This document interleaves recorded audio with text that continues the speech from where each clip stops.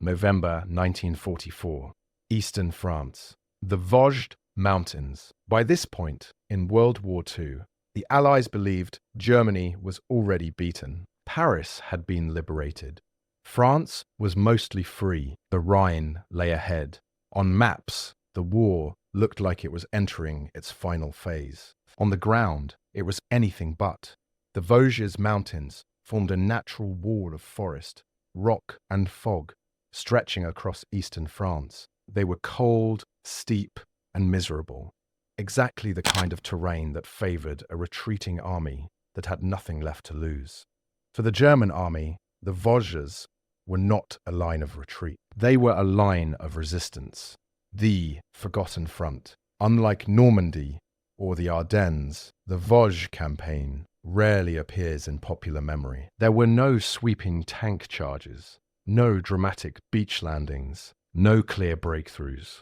Instead, there was rain, mud, fog, close-range killing inside forests, where visibility rarely exceeded 30 meters. It was a soldier's war, and it was here, far from cameras, headlines, and easy victories, that some of the most brutal infantry fighting of the Western Front took place. By early November, American units advancing through the Vosges faced a German defense that was precise, disciplined, and deadly.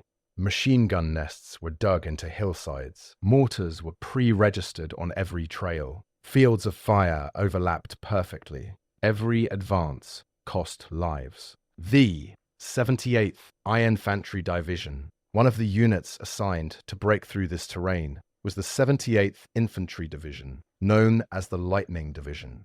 But in the Vosges, lightning moved slowly. The division had been rushed into combat after limited preparation. Many of its soldiers had never experienced sustained frontline fighting. They were learning the war the hard way, through loss. Within the division was the 311th Infantry Regiment, and within that regiment was Company C, Leonard A. Funk Jr. Leonard Alfred Funk Jr.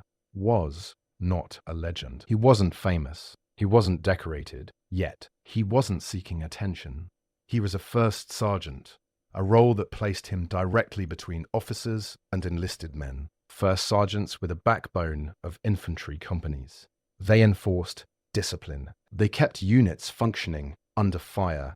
They moved where the fighting was worst. Funk was 24 years old enough to be hardened by war, young enough to still be reckless when necessary. By November 1944, he had already seen enough combat to understand one truth.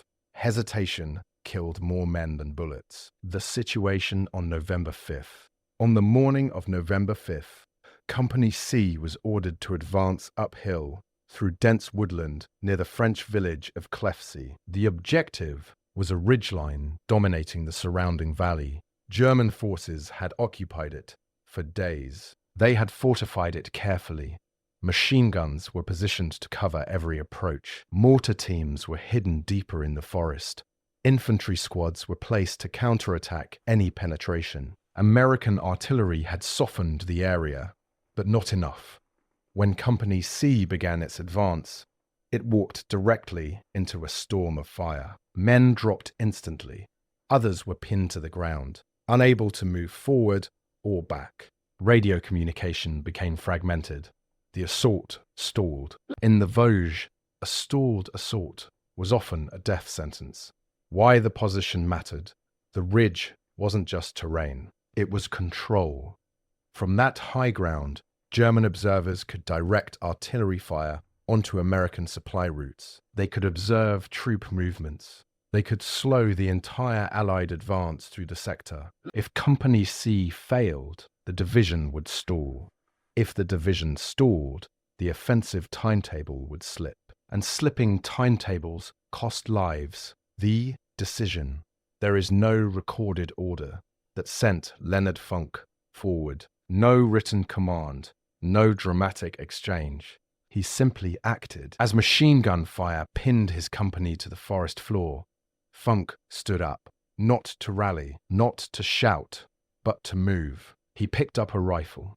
and began walking uphill. Alone.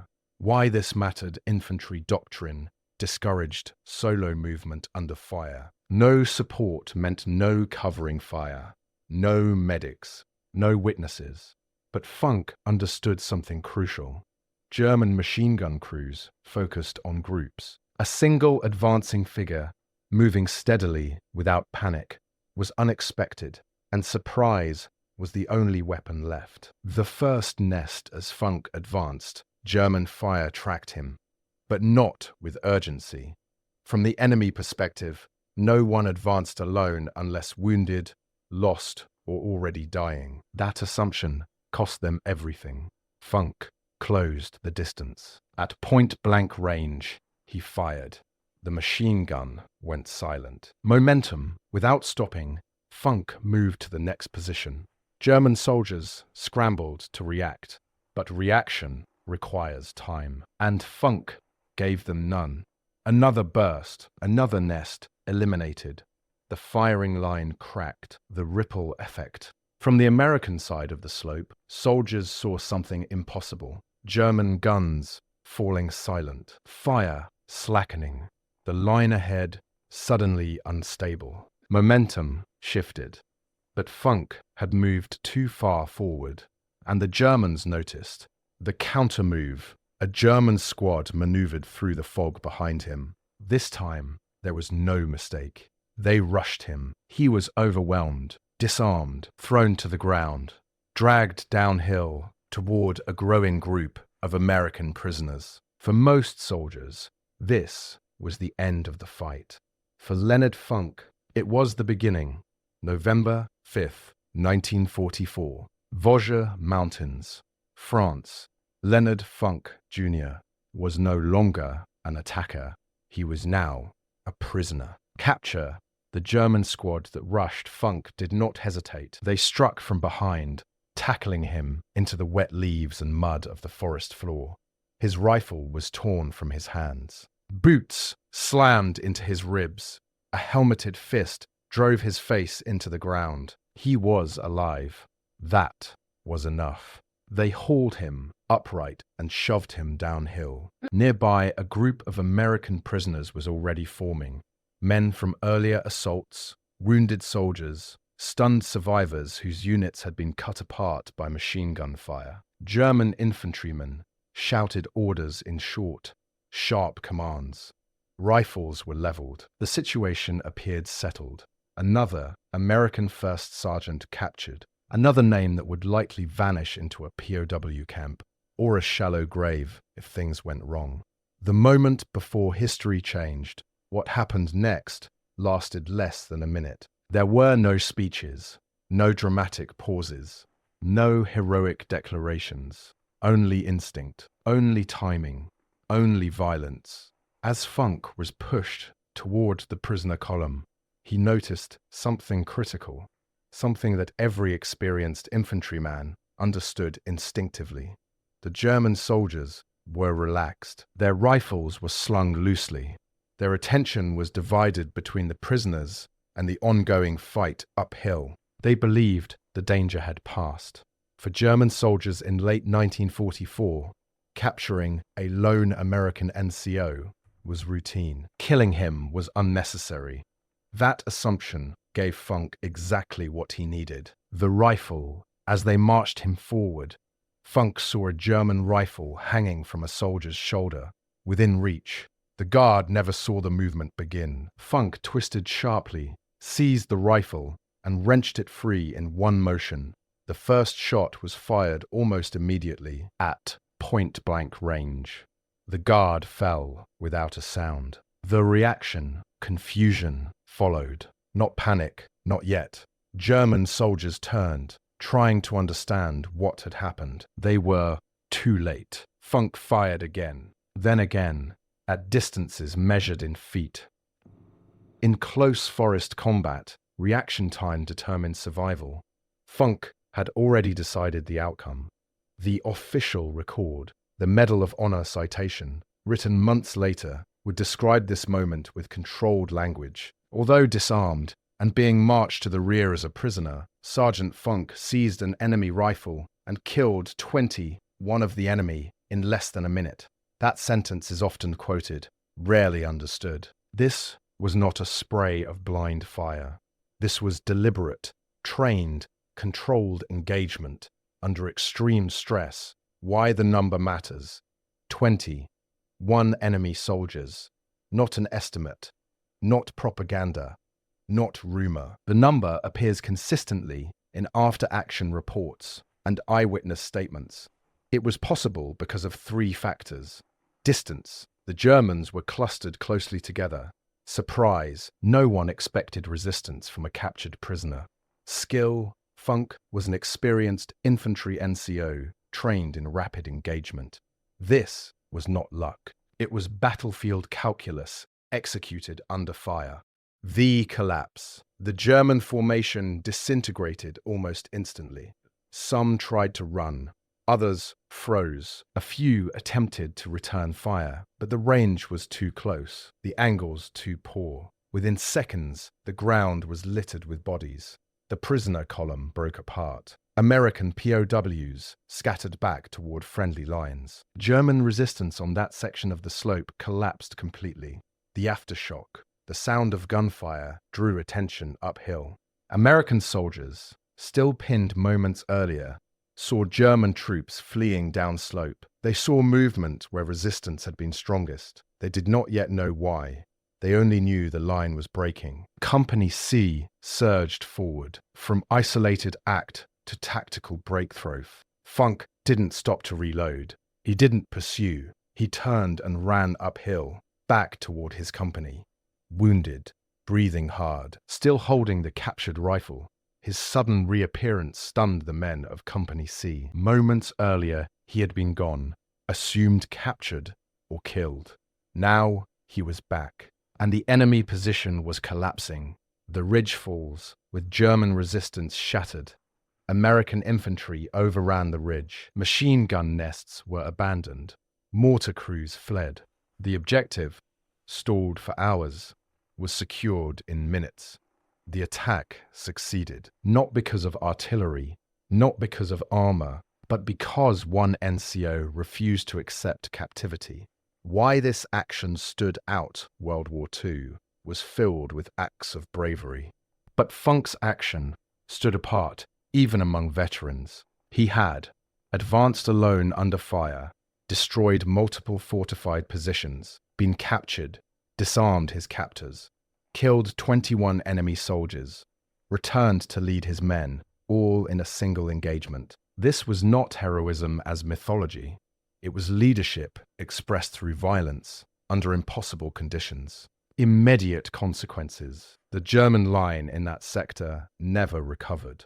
The loss of trained infantry at close range, combined with psychological shock, rippled outward. Other German units withdrew. The Vosges front cracked. Momentum shifted again toward the Allies. The man himself, Leonard Funk Jr., did not celebrate.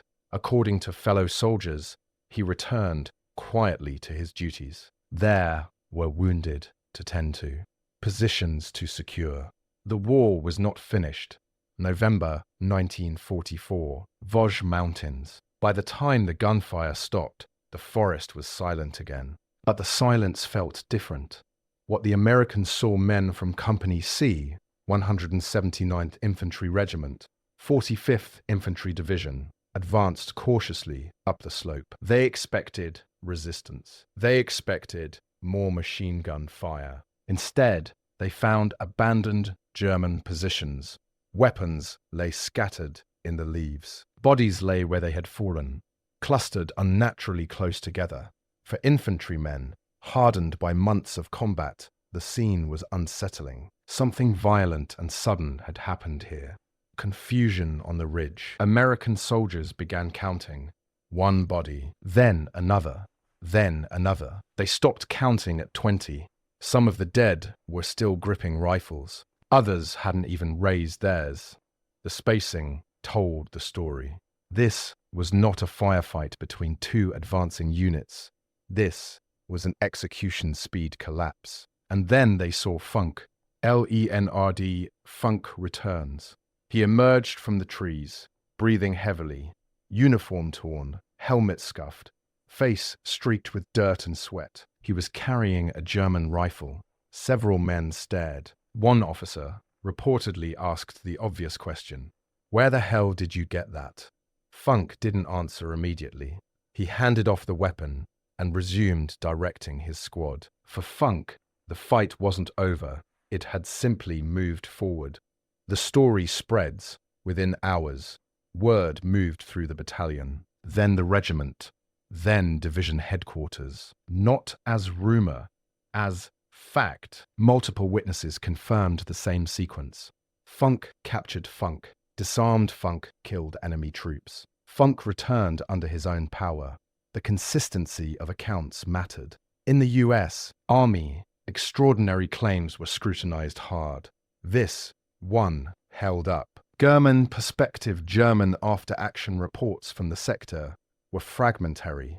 Retreat had come quickly. But later, intelligence summaries noted an unexpected collapse following the loss of a patrol escorting prisoners. The language was dry. The effect was devastating. German infantry doctrine depended on control, spacing, and discipline. Losing over 20 soldiers in seconds behind the lines was not just a tactical loss, it was psychological. Why the Germans failed to stop him. From a military analysis standpoint, Funk's success came down to a perfect convergence of factors. 1. Assumption of compliance. Captured soldiers were expected to comply. Resistance from a POW was rare and rarely anticipated. 2. Close formation. German soldiers, escorting prisoners, stayed close for control. That closeness became fatal. 3. Terrain. Dense forest, reduced reaction time and visibility. 4. Training. Funk was a first sergeant, not a raw recruit. He understood fire discipline, target prioritization, and movement. This was not luck. It was exploitation of human error under combat stress. The command response. Within 24 hours, Funk's company commander filed an initial report. It moved quickly. Battalion command elevated it. Division command requested sworn statements. Witnesses were interviewed. Times were cross-checked. Distances measured. The U.S. Army did not hand out its highest decoration lightly. The Medal of Honor process. The Medal of Honor required clear evidence of conspicuous gallantry, action above and beyond the call of duty, verification by multiple witnesses, confirmation that the act materially affected the mission. Funk's action met all 4 criteria, not marginally, decisively. The citation takes shape. The language that would later appear in Funk's Medal of Honor citation was deliberately restrained. The Army avoided exaggeration. No emotional language, no flourishes, just facts. Although disarmed and being marched to the rear as a prisoner, Sergeant Funk seized an enemy rifle and killed 20, one of the enemy in less than a minute, then returned to his company to continue the attack. That single sentence condensed a moment that changed the fight. Why this was above and beyond. Most soldiers, once captured, focused on survival. That was expected. That was reasonable. Funk made a different calculation. He assessed the enemy's complacency, the proximity of weapons, the effect his action could have on the stalled attack. He did not act to escape. He acted to destroy the enemy force. That distinction mattered. The tactical result, the ridge taken that day, became a foothold. That foothold became a breakthrough. That breakthrough contributed to the slow but relentless push through eastern France. Small actions mattered in the Vosges. This one mattered more than most. The man behind the action, Leonard Funk Jr., was not a career officer. He was not a strategist. He was an infantry NCO who understood one thing perfectly. Momentum wins battles, and hesitation loses them. Rick Action from his men soldiers who served under Funk later described him with the same words. Calm, direct, unshowy. After the fight, he did not boast. He did not seek attention. He returned to leadership. That mattered to his men even more than the kill count. Spring 1945. Europe. By the time the war in Europe entered its final months, Leonard Funk Jr.'s name had already moved far beyond his regiment. But the man himself had moved on. After the battle, following the action in the Vosges, Funk did not request reassignment. He did not ask for rest. He remained with Company C, 179th Infantry Regiment, continuing combat operations as the Allies pushed deeper into Germany. Like many infantry NCOs, he treated what he had done as part of the job. The war did not pause for heroism. The Medal of Honor decision.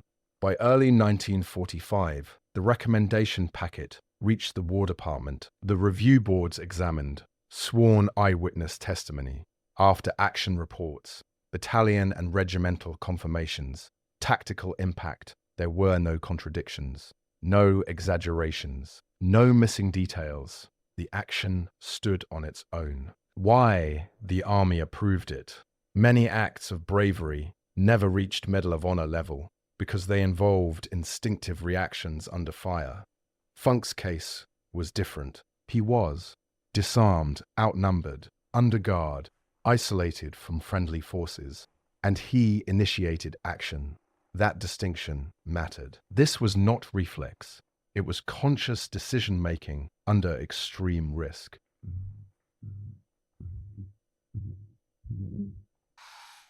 Well, over the official citation, the final citation language was precise and restrained, as was customary. Although taken prisoner and disarmed by the enemy, Sergeant Funk seized an enemy rifle and, with fearless determination, killed 21 enemy soldiers in less than a minute, then returned to his unit to continue the attack. There were no metaphors, no emotional framing, just facts. The presentation, unlike many Medal of Honor recipients, Funk did not receive his medal during a massive ceremony. The war was still ongoing. The army focused on logistics, redeployment, and final operations. His award was formally presented later, after the war had ended, post-war life. After returning to the United States, Leonard Funk Jr. did not pursue fame.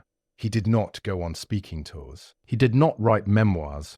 He resumed civilian life quietly. This was common among World War II veterans, especially infantry NCOs. The war was something they carried privately. Why this story stayed obscure? Despite the scale of Funk's action, his story never became widely known. There were several reasons. 1. Timing. By late 1944 and early 1945, Europe was filled with extraordinary acts of courage.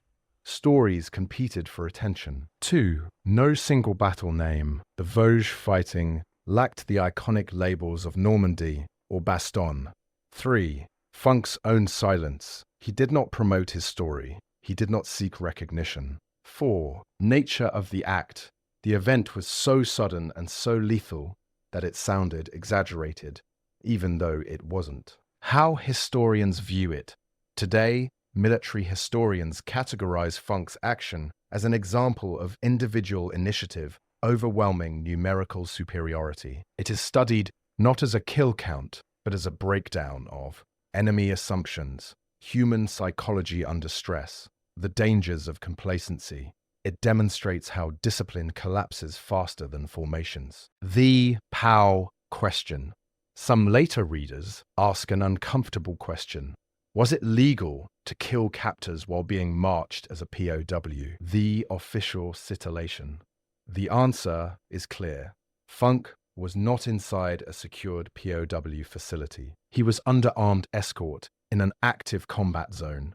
The laws of war recognize the right to escape and to use force to do so. There was no violation. The German lost German records do not memorialize the incident. They record only casualties and a disrupted movement. For the German unit involved, the loss of 21 men in seconds was catastrophic, not just numerically, but morally. What his men remembered, veterans from the 179th Infantry later recalled Funk not as a legend, but as a leader, one who, took point when others hesitated, never asked men to do what he wouldn't, treated survival and mission success as inseparable. The incident only confirmed what they already knew. Why this story matters. World War II is often told through massive operations and famous generals. But wars are decided by moments like this: a single decision, a narrow window, a refusal to surrender. Momentum. Leonard Funk Jr.'s action did not end the war, but it moved it forward, yard by yard. Final reflection: he was captured, disarmed, outnumbered, and for 45 seconds, everything changed. Not because of luck, not because of chance, but because one soldier refused to accept the assumptions of war